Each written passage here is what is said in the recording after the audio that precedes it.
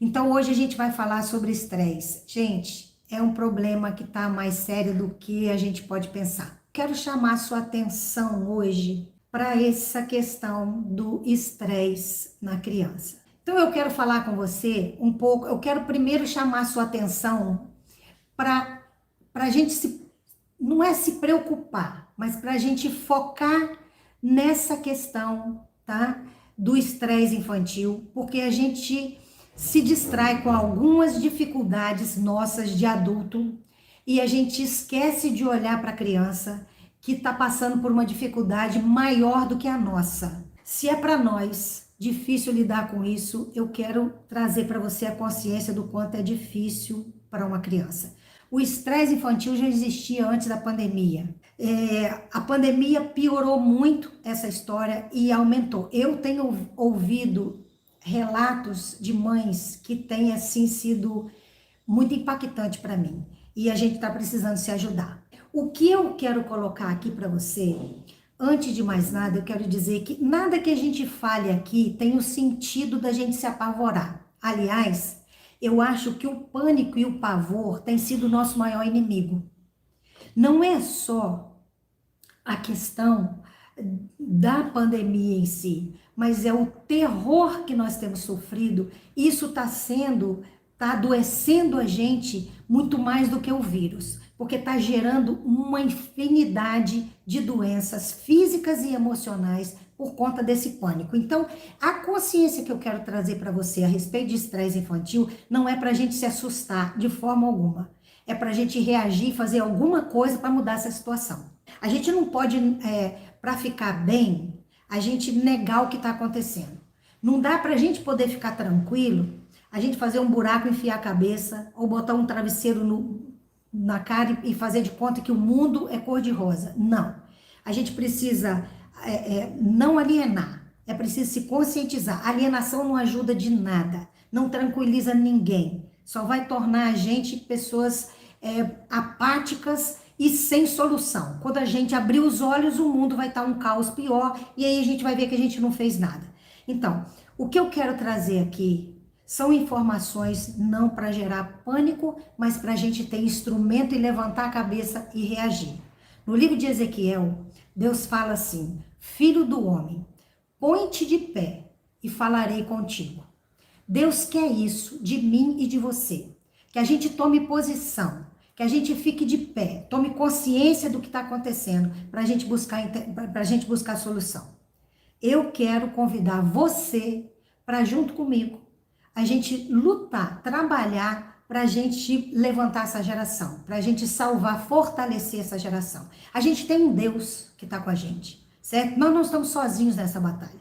Nós temos um Deus que quer ver a gente de pé trabalhando. Não é um Deus que trabalha sozinho, que quer que você simplesmente fique dentro de casa só pedindo a Ele para mudar a situação. Ele não é um Deus que carrega filho no colo. Ele é um Deus que anda junto para que os filhos se fortaleçam com as lutas. Então a gente está diante de uma luta e eu quero convidar você a não desanimar. Eu quero convidar você a reconhecer, a identificar o problema, a se conscientizar para a gente minimizar as consequências do que está acontecendo. Amém? Tá comigo nessa jornada aí? Eu quero colocar aqui para você o quanto as crianças estão muito mais vulneráveis que a gente. Nós estamos abalados muitas vezes emocionalmente, mas as crianças são mais vulneráveis, então elas precisam de mais ajuda.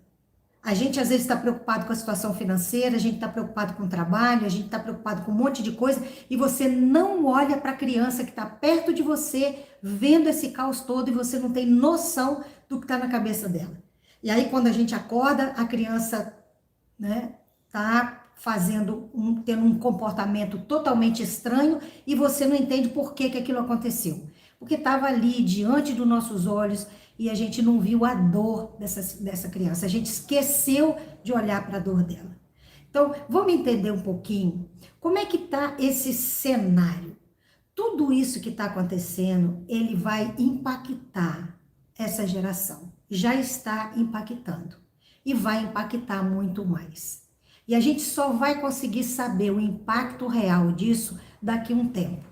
Mas já temos estudos que estão mostrando o quanto isso tem afetado nossa saúde física, emocional e espiritual.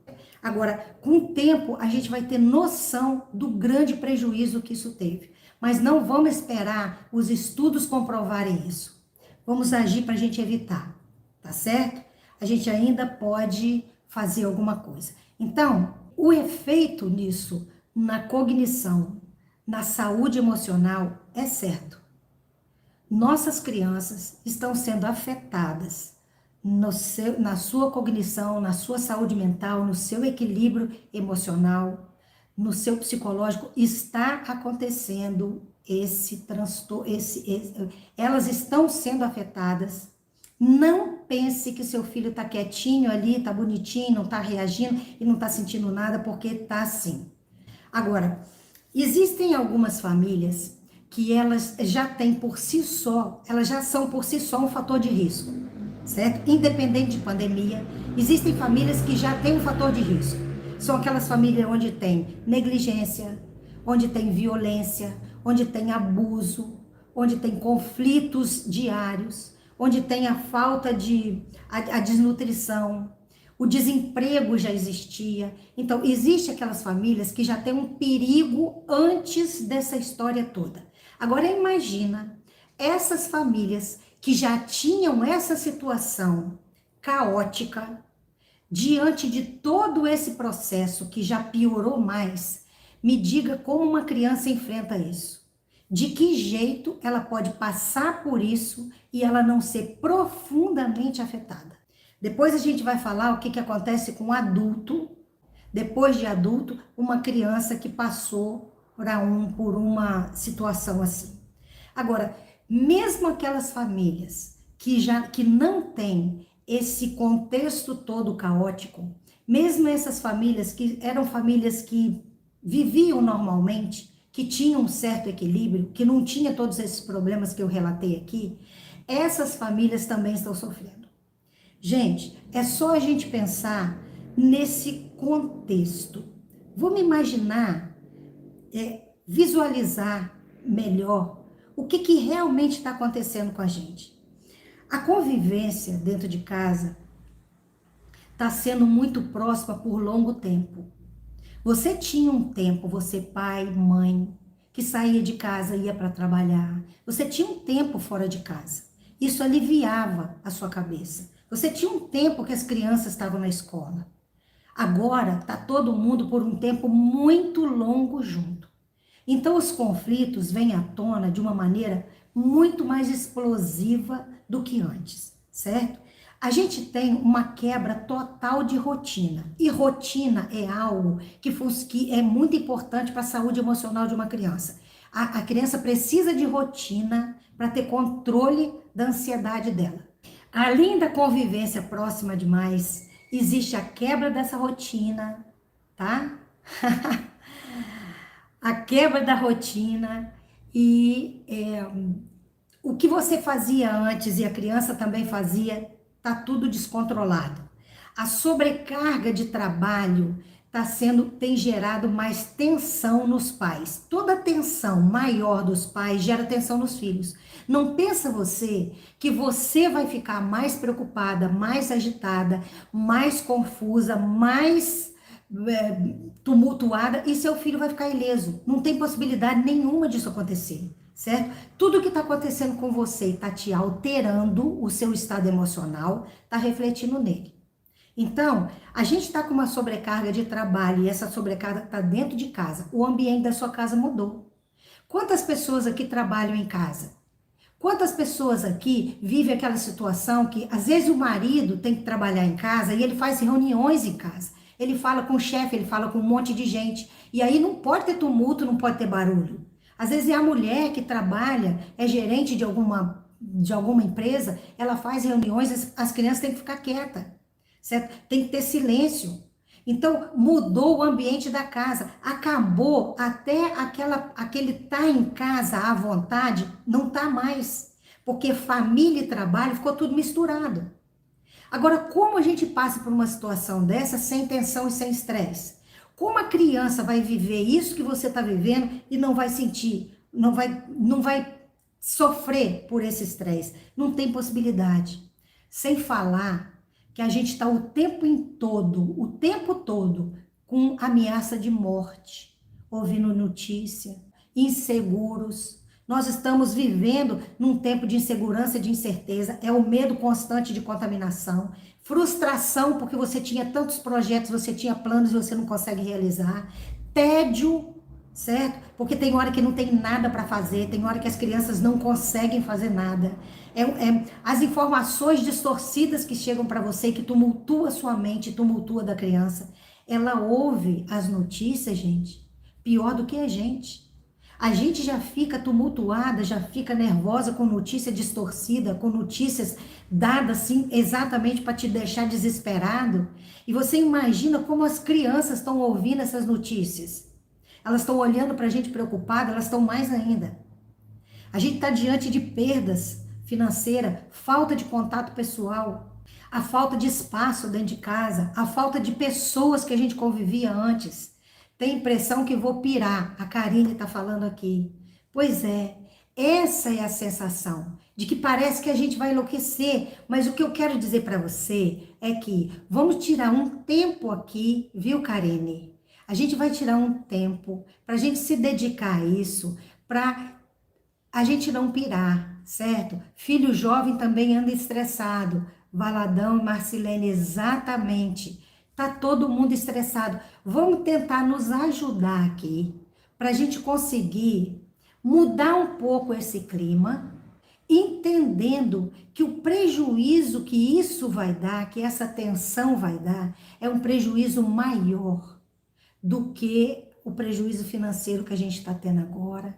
Vai ser um prejuízo maior do que aquilo que a gente pensa que é.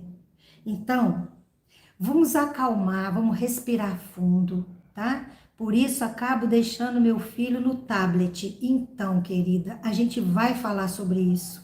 A gente não pode deixar o filho no tablet. Eu sei que é difícil, mas o que eu quero é ajudar você a entender o quanto essas coisas vão repercutir mais tarde. Agora, vamos pensar que todo esse prejuízo que a gente está tendo quanto adulto, vamos pensar no prejuízo que uma criança está sofrendo, tá? Eu quero que você pense comigo agora e se coloque no lugar do seu filho. Primeiro é a perda da aprendizagem, porque não é como na escola. Não que eu não acredite no ensino domiciliar. Eu até acredito no ensino domiciliar. Eu acredito mesmo na eficácia dele. Mas a gente tem que estar preparado para ele. Nós não fomos preparados para o ensino domiciliar. A gente foi pego de surpresa. Jogaram as crianças dentro de casa e disseram assim, agora ensina aí. E ninguém estava preparado por isso. Quantas mães, né, até as crianças parece que ficaram mais abusadas, porque estão estressadas. Estão estressadas, por isso que elas estão, de repente, elas estão mais abusadas. Então, vamos entender um pouco o lado delas. Vamos nos colocar do lado delas. Olha, a gente não estava preparado para isso. E os pais, quando estão ensinando as crianças em casa, os pais ensinam, mas ensinam estressados. Quantas mães eu conheço, querida, que quando vão ensinar, tem muitas mães sofrendo por causa disso. Porque as mães estão ensinando as crianças, mas elas estão sendo torturadas, porque elas não estavam preparadas para fazer isso. Elas têm que ficar em aulas online junto com a criança. Ela está morrendo de medo do filho dela ficar atrasado no ensino. O professor pergunta alguma coisa, ela quer que ela fica ali insistindo para o filho dela responder, porque ela está com medo dele estar mais atrasado que as outras crianças. A criança tem que aprender, ela não tem as mesmas condições que ela tinha na sala de aula e ela tem uma mãe nervosa do lado dela, pressionando ela para aprender. Eu sei que para você que é mãe, a coisa está desgastada demais. Agora vamos pensar, você está do lado do seu filho, nervosa porque você está querendo que ele aprenda, com medo dele estar perdendo porque você não quer que ele atrase. Aí você nervosa, imagina ele recebendo isso. Ele tem que ficar diante de uma tela, ele não tem toda a dinâmica que ele tinha na sala de aula, ele não tem os colegas, ele não tem o professor que está ali muito mais tranquilo do que você, e ele tem você, mãe, do lado dele, pressionando. tá certo?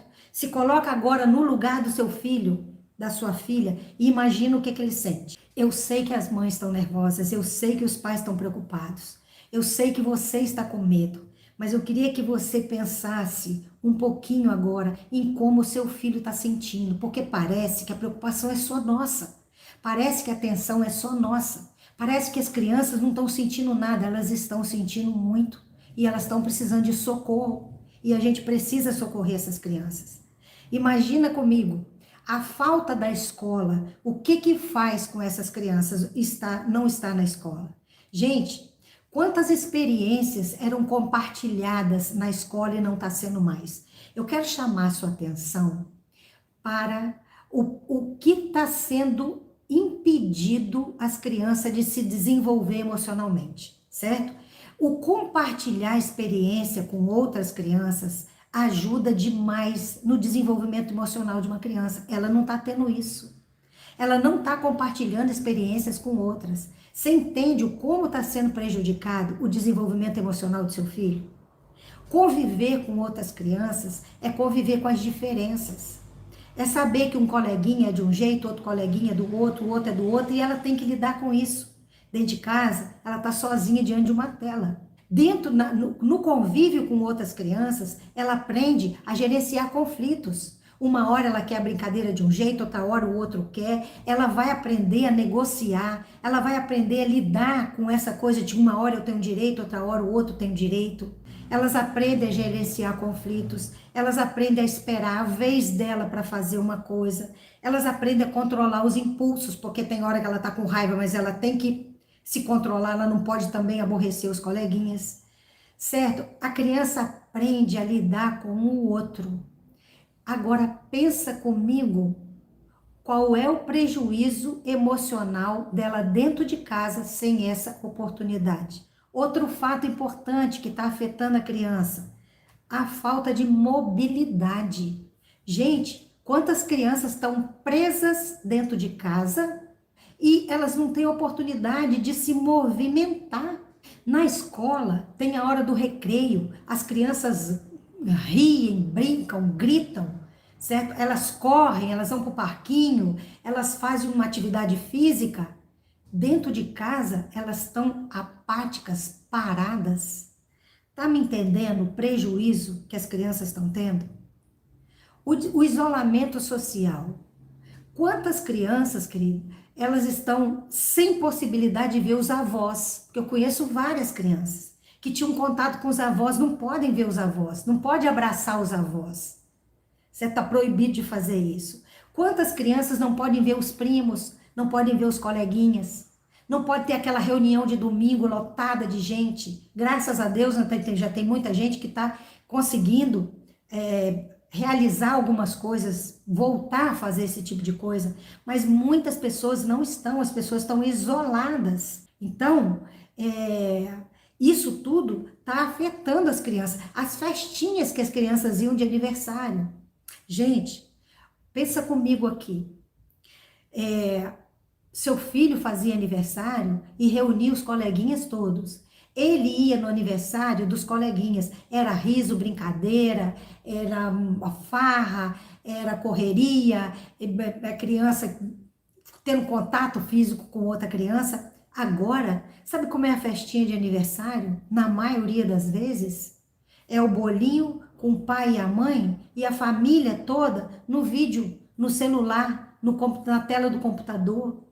É a criança sozinha com o pai e a mãe e os convidados estão numa tela de computador. Gente, isso é triste demais.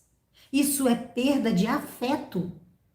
Essa ausência está prejudicando o emocional, o desenvolvimento emocional, cognitivo e emocional de nossos filhos. Vamos estar atentos a isso. Os modelos de festas estão mudando. Quantas vezes eu vejo chá de bebê, né? Aí a mãe tá lá grávida na porta da casa com as lembrancinhas ali na mesa e as pessoas passam de carro e ela entrega a lembrancinha, a pessoa entrega o presente e isso fica uma coisa assim bonita, legal, que bom que a gente arrumou esse recurso, mas eu vou te dizer uma coisa, Vamos ter cuidado para a gente não se adaptar a isso, porque o alvo e o objetivo é que a gente se adapte a isso e que a gente acredite nessa história de um novo normal. Não, eu me nego a chamar alguma coisa, a realidade de novo normal. Eu me nego. Eu não quero esse novo normal. Eu quero o normal real. Eu quero o normal de verdade. Eu quero ver crianças podendo abraçar outras crianças. A gente está vivendo tempos difíceis, mas não vamos nos adaptar a isso, porque a gente tem um perigo muito grande. A nossa mente tem uma capacidade extraordinária de se adaptar a situações novas. E se a gente se adaptar a isso, pode ter certeza que a humanidade está caminhando para o abismo. Se a gente se adaptar com a falta de abraço, com festinhas online, com falta de convívio social, se a gente se adaptar com a falta do abraço, com a falta do afeto, se a gente se acostumar com isso, nós vamos ter no futuro uma sociedade fria, calculista, não tem mais artista, não vai ter mais criatividade, não vai ter mais sensibilidade. Mas a gente está aqui hoje porque eu quero apelar para você, para a sua consciência, para a gente despertar e encontrar maneiras, recursos para a gente não se adaptar a essa história de novo normal. O amor de muito vai esfriar. Karine está dizendo, a Bíblia diz isso, que tempos difíceis chegariam. A Bíblia diz que nesse tempo difícil, que é o tempo que a gente está vivendo hoje, que o amor de muitos esfriaria. O que a Bíblia diz é que o amor de muitos iria esfriar. Mas eu não quero fazer parte desses muitos. E eu quero que você não faça parte desses muitos. Tá me entendendo? Ou pode o amor de uma multidão esfriar, mas não precisa ser o meu nem o seu. Se a gente está aqui agora, tem 70 pessoas comigo aqui agora. Se você me acompanhou do início, você está aqui até agora, é porque você não quer que o seu amor esfrie. Porque se você não estivesse ligando para nada do que eu estou falando, você já tinha saído como algumas pessoas entraram e saíram. Você está aqui até agora porque você se importa. Então, eu não quero o novo normal. Eu me nego a falar essa expressão, novo normal. Eu não aceito isso. O que eu quero é que a gente encontre meios de não se deixar adaptar por essa imposição sutil que estão fazendo na nossa mente para mudar uma sociedade, para mudar um estilo de viver. Não vos conformeis com este mundo, Romanos 12:2. Ana Cecília, obrigado, Ana.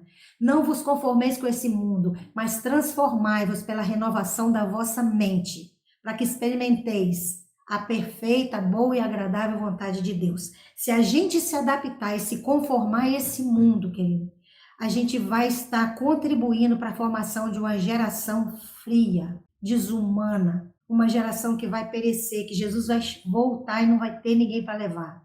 Mas não vai acontecer isso, porque a gente está aqui para trabalhar por isso, tá certo? Arlete, eu também quero. Eu quero convidar você a fazer parte de um grupo que vai lutar para se conscientizar e buscar soluções para essa história, para que a gente não contribua para essa formação, para esses muitos que o amor vai esfriar, certo? A gente não pode se adaptar a isso. Eu não quero isso e eu não gostaria que você quisesse isso também. Então, o que não existe novo normal. O que existe é morte afetiva e emocional. Esse novo normal é isso, morte afetiva e emocional. Então, vamos buscar uma mudança nesse sentido. Então, para começar a entender isso, vamos prestar atenção a partir de hoje no nosso comportamento. Eu quero te dar esse primeiro passo para você prestar atenção em como você age na sua casa, como é o seu comportamento, enquanto mãe, enquanto pai, como você lida com as dificuldades. A forma com que você lida com essas dificuldades vai dar uma diretriz para o seu filho. Se você é aquela pessoa que está inseguro o tempo todo, que está nervosa o tempo todo, que está desesperado o tempo todo, pode ter certeza, teu filho está entendendo que tem um caos acontecendo. E na cabeça dele, esse caos é pior do que o real, porque ele vai fantasiar aquilo. Então, o primeiro convite que eu quero te fazer é você prestar atenção no seu nervosismo, na sua impaciência, no seu medo, no seu sentimento de impotência, porque tudo isso passa para a criança. A criança é mais vulnerável que a gente. Ela vai ficar muito mais insegura. Eu tenho recebido relato de mães que, de repente, vê, né, criança se cortando, estressada, ansiosa, deprimida, porque a gente não acredita que a criança está passando por esse estresse todo. A gente acha que é só nosso, porque nós somos preocupados, porque nós temos responsabilidade. Não é porque a gente tem responsabilidade que só a gente que estressa, não. Eles podem não ter responsabilidade nenhuma, mas eles estão estressados do mesmo jeito, porque eles estão vendo a gente estressado. Nós somos a segurança deles. Nós somos o modelo para eles. E a gente vai oferecer para eles esse modelo de como resolver essas questões. Vamos aproveitar e mostrar para os nossos filhos que dificuldades existem, situações problemáticas existem, mas a forma com que a gente encara essas situações é que vai fazer toda a diferença. Sem falar que é a nossa oportunidade de mostrar para eles qual é a diferença de ter um Deus na vida da gente. Qual é a diferença de você saber que você não está à mercê de situações, mas que você está na direção do Deus Todo-Poderoso. É a hora que a gente tem de oportunidade para mostrar para nossos filhos, para nossas crianças, que aquele Deus que a gente serve quando vai na igreja, esse Deus está dentro de casa também. Ele não está só na hora do culto, não. Ele não está só na hora do louvor. Ele está dentro da nossa casa diariamente, cuidando das nossas necessidades diárias.